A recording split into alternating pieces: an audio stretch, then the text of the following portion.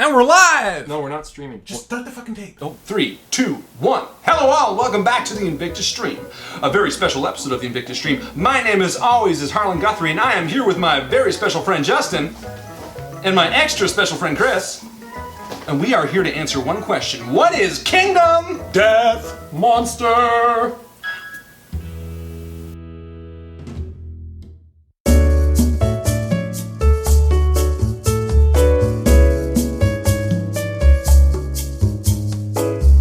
Kingdom Death Monster is a game that was kickstarted in November of 2012, a month before the Mayans failed to bring the world to its end.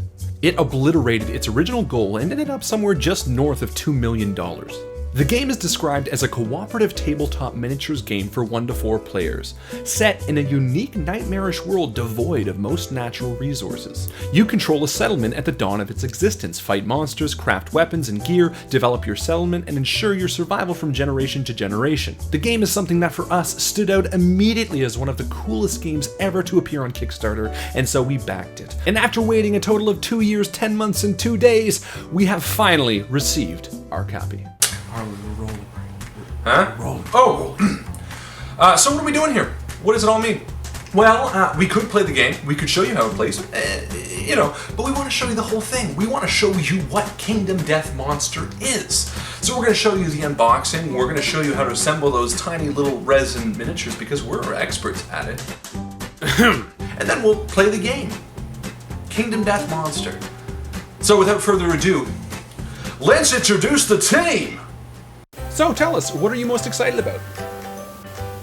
Physical labor is just always, it's underrated, and I just really enjoy it. You know, the physicality of it, really sweating, getting down, dirty, getting stuff under your nails and feeling like... Yeah, you know it's really intricate resin models, right? Like little... Yeah, just tiny little things. Yeah, I know. You can get resin under your nails, and that will feel just as rewarding. Guys, just wait. I think we should really think about this before we make any rash decisions. All right? I just don't know if this is the best way to go about this. If we rush this, we're gonna make a mistake. All right? We're gonna mess it up.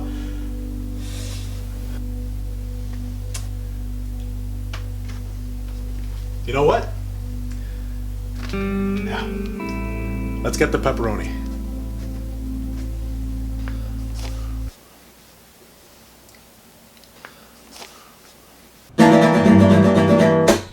Although Kingdom Death Monster may just sound like 3 random words thrown together, in actuality it's a complex and beautiful board game with passionately detailed miniatures, a massive board, and literally hours of setup.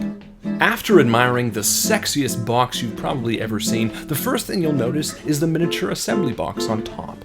In it, you'll find over 2 billion tiny, intricate resin pieces packed uncomfortably close together, as well as some of the coolest and most detailed model work you will have ever seen.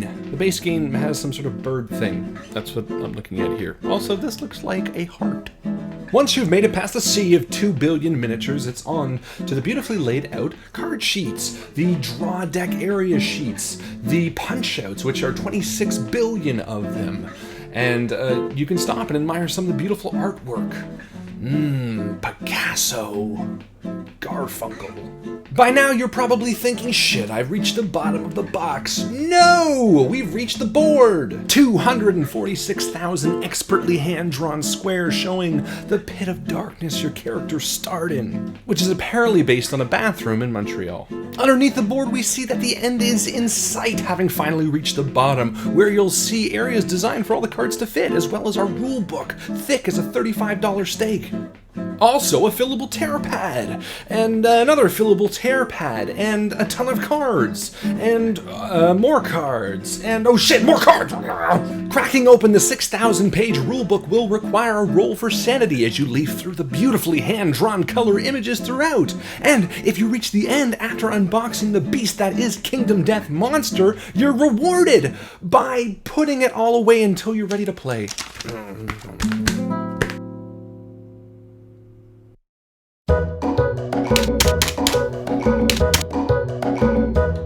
When assembling any type of miniatures, ensure that you have a receptacle for the small little bits to go into. The tiny pieces are easy to lose, and if you're not careful, you'll easily get lost in your shag carpeting. Also make sure that you have a pair of these. I don't remember the name, so we'll just call them snipper dips. Then cut out the miniatures that you're going to assemble. It's always smart to make sure you cut out the right spot, as a foot can easily look like a connecting piece. If you're having a bit of difficulty, or if there's excess plastic lining on the figure that you're removing, use an X-Acto knife. It's an easy way to make precision cuts. Just be sure not to... Oh, shit. Once the pieces are removed, sand down any plastic nubs that were too small for the snipper dips with fine sandpaper. You'll see here that I'm using coarse paper to show you what not to do, obviously. When gluing, make sure to hold the pieces in place until firm. Oh, shit. If this is your first time playing, then simply rinse and repeat until all pieces under the prologue section are assembled. And if you're absolute garbage at it like we are, then you'll end up with something like this.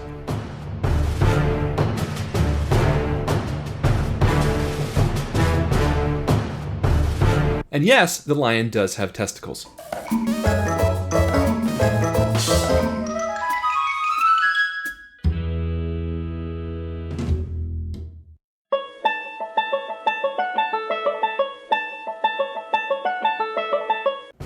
Playing Kingdom Death Monster consists of alternating between two distinct phases, the fighting phase and the settlement phase.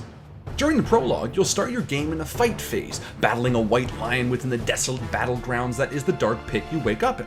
After a short but thematic intro, you'll find yourself rolling dice, hiding in blind spots, and drawing cards that dictate where your attack may hit a creature, one of the most interesting being his testicles. The fight phase's gameplay is centered around cooperation and making a plan. The rules are easy and clear, and when it comes to the actual fighting, we found that the game punishes you in the most beautiful way.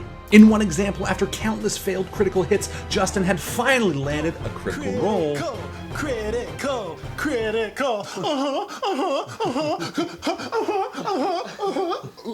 Only to find out moments later that the lion had only tricked him into attacking, and that he was now knocked down and damaged. Cancels all the attacker's hits and ends their attack. The game's combat balances realism and entertainment masterfully, to the point where you feel challenged, and yet not so much that it feels futile.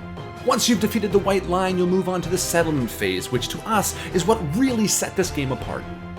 Following the multi-part settlement chart, you'll collect endeavor tokens to spend on building your colony, decide on what to make with your material collected from the lion's carcass, discuss which of you will first address your settlement, and who will return to hunt again. In truth, the game runs more like an extremely detailed role-playing game, complete with leveling up, building a colony, and fighting monsters. But also, it's so much more than that. From the assembly of the miniatures to the reading its 8 million page rulebook to cutting off the testicles of the great white lion, we have received an unforgettable experience. And compared to today's never-ending list of rehashed ideas and sequels, isn't a truly unique experience all we're really looking for? I know that's all I want. That's all I ever wanted.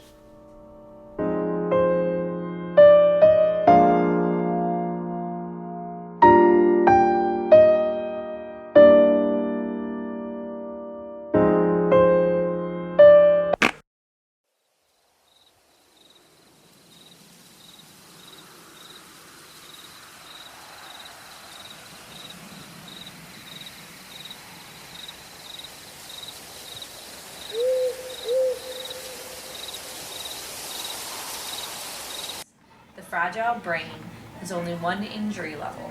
Instead of armor, survivors use insanity to shield their brains. Only brain damage harms the brain location. Brain damage?